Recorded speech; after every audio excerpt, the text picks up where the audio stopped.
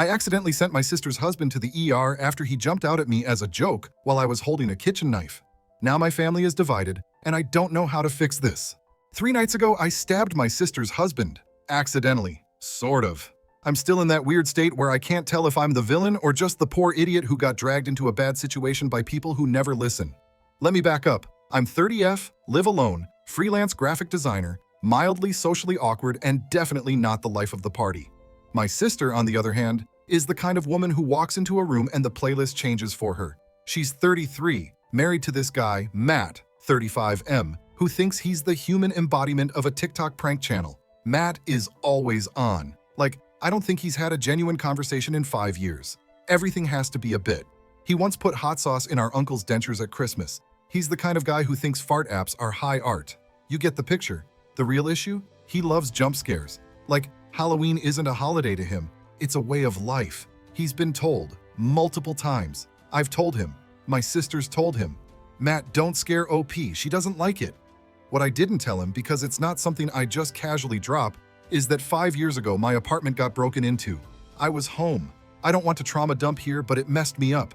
Since then, I have this reflex. Like, fight or flight. Mine's fight. And it's fast. No warning. Just snap. So yeah, I'm jumpy. I avoid haunted houses, dark hallways, loud bangs. I've worked hard in therapy, but it's still there. Fast forward to 3 nights ago. My sister texts, says she's running late from work, but invites me over for dinner anyway. Matt's home, just hang with him. Make yourself at home. Maybe you two will bond. LOL, sure. I show up. Matt is in a good mood. Too good. He's got that smirk. The one he gets before he does something he thinks is hilarious. I ignore it. I offer to cook since she's late. I figure it'll be nice to have dinner ready for when she gets back. I head to the kitchen, start prepping. I'm literally dicing bell peppers, holding a sharp-ass chef's knife, when boom! The lights cut out. Dark. Silent. My first thought is power outage. My second? Not again. Then I hear it. Fast footsteps. Behind me.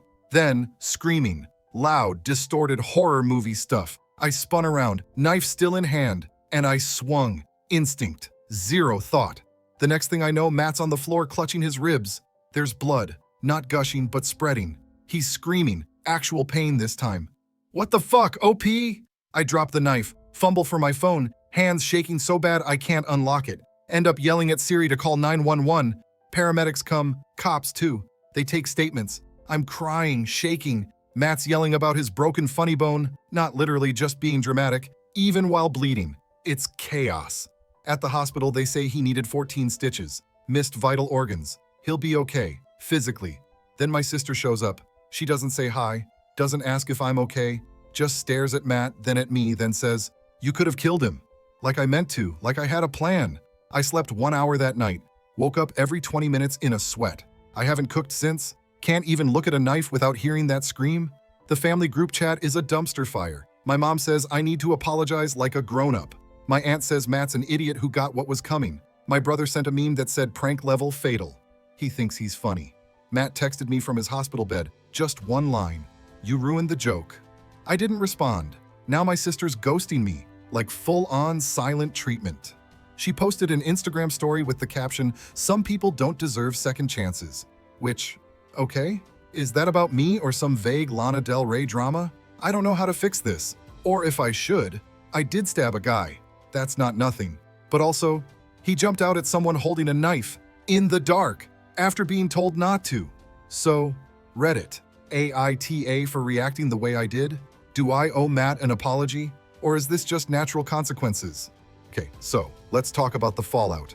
It's been a few days since the incident TM, and I'm learning that people really pick sides fast when you accidentally stab your brother-in-law during a prank gone wrong. Day 1, my therapist tells me it's not my fault. Classic trauma response. "You were in survival mode," she says. Cool, but my inbox is full of texts from my cousin Rachel calling me the psycho with a paring knife. Day 2, my mom invites me over for dinner to clear the air.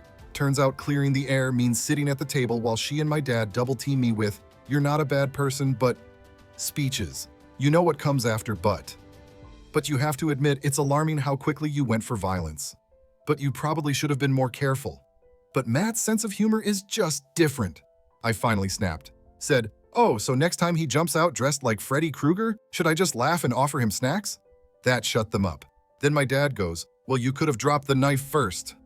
Right. Mid-scare blackout panic, I'll just pause and disarm like John Wick. Totally reasonable. But here's where it gets really stupid.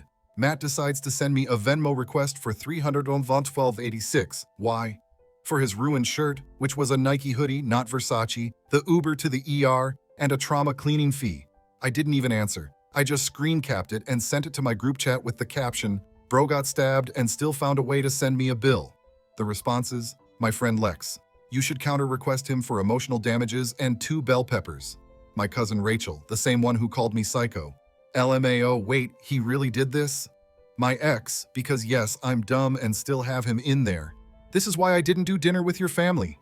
Then I did the most immature, petty, and absolutely cathartic thing I've done since middle school. I sent him a PayPal invoice for $2,000 labeled hazard pay, working under hostile conditions. Blocked him after that. Now here's the kicker. My sister still hasn't said a damn thing to me directly. She's been posting all these passive-aggressive healing isn't linear quotes on her Instagram story. There's one with a picture of a girl hugging herself on a mountain that says, "Protect your peace, even if it means walking alone." Like, girl, your husband staged a Home Alone jump scare while I was holding a weapon. That's not me violating your peace. That's basic kitchen safety 101. Then my brother calls me. This is the first semi-normal convo I've had since this started. He goes, "You good?" I say no. He goes, "Want me to slash Matt's tires?" I laugh, say no, but also yes. He tells me he's spoken to my sister. Apparently she's mad that I didn't show more remorse, that I wasn't crying in the hospital begging for forgiveness, that I made it all about me. And you know what? She's not wrong. I was focused on me because I was freaking out, covered in blood, shaking, and trying not to have a full-blown panic attack. Sorry I wasn't focused on how the prankster was feeling, so now I'm stuck. I could reach out, apologize for what happened, because yeah, it was horrific. But would it even matter? Matt would probably print it out and hang it on the fridge like a participation trophy. Also, the text he sent, "You ruined the joke?" That still sits in my head rent-free. Like, what joke? The one where I have to explain to a cop why there's blood on the tile? Or the joke where my family splits in half because one guy can't take no for an answer? And let's not forget the comments section of his Facebook post. Because yes, he made a post with a photo of him in the hospital bed, shirt lifted to show the bandaged stab wound, captioned, "Some people can't take a joke. I still think it was worth it." Prank life. The comments, "OMG LOL classic Matt. Elmao bro you're wild. Wait, what happened? She needs help Fru?" I didn't comment, but my best friend did. Just one word. Consequences. I can't lie. That felt good. Now I'm debating whether I should write a long message to my sister laying it all out. Not an apology, just honesty. Maybe explaining what happened, why I reacted the way I did, and that I'm not a danger to society. I just have boundaries that got trampled by her husband's need for attention. But part of me feels like, why should I be the one to initiate? They haven't even asked how I'm doing. Not once. Anyway, if you've read this far, thanks. I still don't know what the right move is. Should I suck it up and try to make peace, or wait and see if they ever treat me like a human being again? All right, strap in. Because just when I thought things might start to cool down, my sister decided to level up. So 2 nights ago, I'm finally calming down. Had a solid therapy session, even ate an actual meal. Shout out to frozen Trader Joe's butter chicken. I go to bed thinking maybe this whole thing will start to fade. Then I wake up to a 5-paragraph essay from my sister. At 6:17 a.m. Here's the first line. "I didn't want to say this, but you left me no choice." So now I'm wide awake, heart pounding, immediately thinking, did she report me? Am I about to get arrested in my pajamas? Turns out, not yet. But she goes on to say that Matt has seriously considered pressing charges because what if the knife had slipped higher? And that she had to beg him not to because she didn't want to ruin my life over a mistake. Wow, thanks sis. Then she hits me with this gem, "But you need to understand that your behavior was unhinged. You could have killed someone. You need help, serious help. Therapy clearly isn't enough." She said therapy isn't enough. She also said I should voluntarily take some kind of anger management course and make a formal written apology to Matt that they can keep on record in case this happens again. In case this happens again? I'm not running a stabbing subscription service, dude. There is no next episode. And then the closer, "If you can't take these steps to rebuild trust with the family, we'll have to consider limiting your presence at future events." So basically, I'm being soft-banned from my own family. I stared at that text for like 20 minutes. No idea what to say. I almost typed LOL okay and left it at that. But then, I just lost it. I called her. First time we've spoken since the hospital. She picked up like she was expecting a fight. Her, so. Me. So, are you hearing yourself? Her, yes, are you? And then we went at it. Not yelling, not at first, just that weird icy tone where every sentence is a jab. She kept repeating this line, intent doesn't matter, impact does. And yeah, normally, that's valid. But in this case, the impact only happened because her husband thought jump scare with a knife was hilarious content. I told her straight up, he's lucky all he got was stitches. You think I'm proud of what happened? You think I wanted this? She didn't answer, just sighed and said, I just don't feel safe with you anymore. That one hurt. I reminded her again about the break-in, about the PTSD, about the literal panic reflex that kicks in. You know what she said? That was 5 years ago. Are you ever going to move on? And that's when I realized she doesn't get it. Not even a little. She thinks I'm being dramatic, that I'm using trauma as a crutch. But I wasn't asking for pity. I was asking for basic awareness. We ended the call with me saying, if you're choosing to believe Matt over me, that's your decision. But don't act like I'm the problem when you married a clown with a GoPro addiction. Click, hung up. Later that day, my cousin, a different one, let's call her Jess, calls me. She's the chill one, neutral party. She says, hey, I'm not taking sides, but Matt's been telling people you lost it and came at him like a psycho. I asked her, did he mention the lights going out or the screaming? She goes quiet. Jess didn't know about that part. Matt didn't tell anyone the full story, just the fun version. You know, the one where I go berserk like some horror movie villain. Then she says, honestly, OP, people are starting to say you might need, like, actual supervision. So yeah, my family now sees me as the knife-wielding wild card. Awesome. I called my therapist again. She says to keep records of everything, just in case, which is both comforting and terrifying. Meanwhile, I've started getting weird DMs on Instagram, mostly anonymous or from burner accounts. One said, bet you wouldn't be so brave without a knife. Another, you should be locked up. Cool, cool, cool, cool. So what now? Well, I'm not going to prison, that's for damn sure. But I am seriously thinking about cutting some people out. I used to think chosen family was kind of corny, but right now, it's looking pretty good compared to the one that thinks I'm one kitchen mishap away from becoming a serial killer. Still no word from Matt, aside from that Venmo request and his little "you ruined the joke" text. He hasn't even deleted the hospital post. It's still getting likes. But you know what? I've started working on my own post. One that tells the full story. No drama, no embellishment, just facts. Because if they want to paint me as the villain, they better be ready for the real plot twist. Alright, so here's what happened after I dropped my version of the story. I wasn't planning to do it. I was gonna let it all fade out. Take the high road. But then I remembered something my therapist said. If people are going to form an opinion about you, they should at least be informed. And my mom had just texted me again saying, maybe you should just apologize. Matt's been really gracious about not pressing charges. I lost it. Gracious? That man faked a blackout scare in a kitchen while I had a knife in my hand. That's not a prank. That's how true crime episodes start.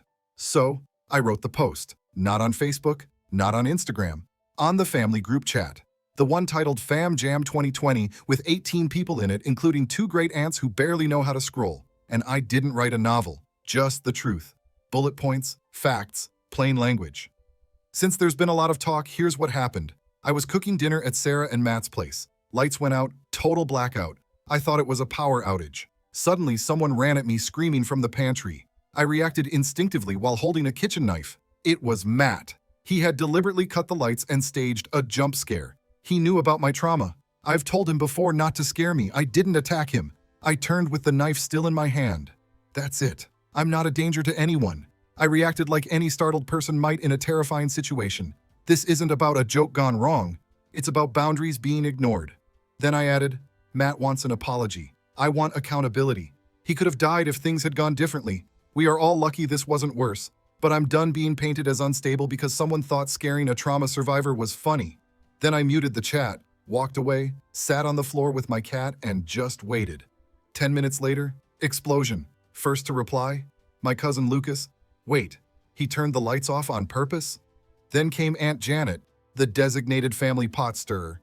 Why would someone do that while you're holding a knife? What kind of idiot? Then she deleted the message and sent a thumbs up emoji. She always does that. Passive-aggressive queen. Matt's sister, because yes, she's in the chat too, fires back. I'm sure it didn't go down like that. Matt would never try to hurt someone. He's just playful. Cue my brother, the only sane one in this gene pool. Playful is throwing a water balloon, not faking a horror movie while someone's making dinner. Then Matt himself jumps in. Yup, hospital boy broke his silence. And this was his exact message. Wow, I knew you'd twist this. You knew it was me. You just freaked out like always. I didn't even touch you. It was supposed to be funny. I was recording it for my YouTube. Yeah, he said that. He was recording. Apparently Matt has a prank channel, which I knew about vaguely, but I didn't know he was actively filming when this happened. He tried to scare me with the intention of posting it online, for laughs, for clicks, and let me tell you, the group chat lost it. My uncle. Wait, you were gonna post her trauma response online? Are you insane? My mom, who up until now was team just apologize. Matthew, this changes everything. You never mentioned you were recording. Matt backpedals hard. It wasn't recording. I just had the camera set up in case it was funny. I never uploaded anything. Chill. Then my sister chimes in, finally, and she doesn't defend him. She just says, I didn't know he had a camera out. OP, I'm sorry. This has gotten out of control. Which, wow, didn't expect that. The chat goes quiet for a while. Then my cousin Jess messages me privately. Girl, you just burned down Christmas, but like, respectfully. I wish that was the end of it. I really do. But then someone, I won't name names, but I know it was Rachel, leaked screenshots of the chat to Matt's friends. Because guess who got tagged in a post the next day? Yours truly, on Facebook. A screenshot of my bullet points with Matt's caption, be careful who you let into your kitchen. Some people bring knives to a joke fight. I reported it. Facebook took it down, but not before it got shared 30+ times. One person commented, she sounds unhinged. Another, why is everyone so soft these days? So yeah, now it's partially public. But here's the twist. I'm not sorry anymore. I was, deeply, cripplingly. But now, I see it clearly. He wasn't just thoughtless, he was exploitative and dangerous. There's no way to fix what happened with Matt, and maybe not even with my sister. But I'm not going to shrink myself to make people comfortable while they violate my boundaries and laugh about it. Okay, deep breath, because this is the part I didn't expect. The part where I stopped being the villain in everyone's story. So remember how Matt said he wasn't recording? That there was a camera but it wasn't on? Turns out he lied. Someone messaged me anonymously on Instagram. Burner account, no profile pic, just the name, oops, you recorded this. I almost didn't open it thinking it was another troll. But inside, a Dropbox link. With one sentence, thought you might want the raw footage before it disappears. I clicked it. There it was. Grainy footage, probably from one of those cheap GoPro knockoffs. Angle from the top corner of the kitchen. You can see me at the counter chopping, calm, focused, knife in hand. Then, click, the lights cut out. 10 seconds of darkness. You can still hear me breathing, quiet, uneasy. Then, boom, screaming. Footsteps. A shape bursts from the pantry. You see my arm jerk. A flash. Then a yelp. It's short, maybe 15 seconds total. But it's everything. It's proof. He planned it. He knew I was in the kitchen actively using a knife. He cut the lights, set up a camera, and jumped out, fully expecting to get it on film for laughs. I watched it twice, heart racing. Then I did something I'd been debating for days. I sent it to my sister. No caption, no angry message, just the video. She opened it within minutes, then silence. For 2 hours. When she finally replied, it was just this. I didn't know, I swear to God, I didn't know he had the camera. I didn't know it was like that. I didn't say anything back, because honestly, I believed her. What happened next still shocks me. She went nuclear. That same night, she posted on her Instagram story. No soft filters, no vibes, just plain black background with white text. I'm disgusted. I just saw the full footage of what happened that night. I didn't know the extent of it until now. What was meant to be just a joke was dangerous, irresponsible, and humiliating for my sister. I stand by her now, fully, and I'm sorry it took me this long. Then the kicker. This has opened my eyes to other things too. There's more I need to process privately. Please don't contact me about this unless it's supportive. The group chat imploded. Matt tried to post again, something whiny about cancel culture and I guess jokes aren't allowed anymore. But no one was buying it. People started unfollowing him. A few friends messaged me directly to say, hey, I didn't realize how bad it was. I'm sorry for what I said. Matt ended up deleting his prank channel, quietly. No grand announcement, just gone. And then I got a final text from him. Hope you're happy. You ruined everything. I didn't reply. Because here's the truth, I didn't ruin anything. He did. All I did was survive it. So where are we now? My sister's been coming to therapy with me. Like, voluntarily. It's awkward. It's raw. But she's trying. And she finally said something I needed to hear for so long. You told us what you needed. We just didn't listen. We're not suddenly best friends again. But there's space now. Room to breathe. Room to rebuild. The rest of the family? Still mixed. Some people think I took it too far by sharing the footage. Others say Matt got off easy. Whatever. I've learned something huge through all of this. People will call you dramatic, sensitive, even dangerous, right up until they see proof. Then suddenly, they want to understand. But by then, you've already survived the worst of it alone. Would I change anything? No. Because I wasn't wrong. I wasn't crazy. I wasn't unstable. I was scared. And I reacted the way any person with a traumatic past and a chef's knife in hand might. Matt made a game out of my boundaries. Now he's facing the cost. And me, I'm healing, with or without anyone's permission. Thanks for watching. If you liked the story, hit subscribe. See you in the next one.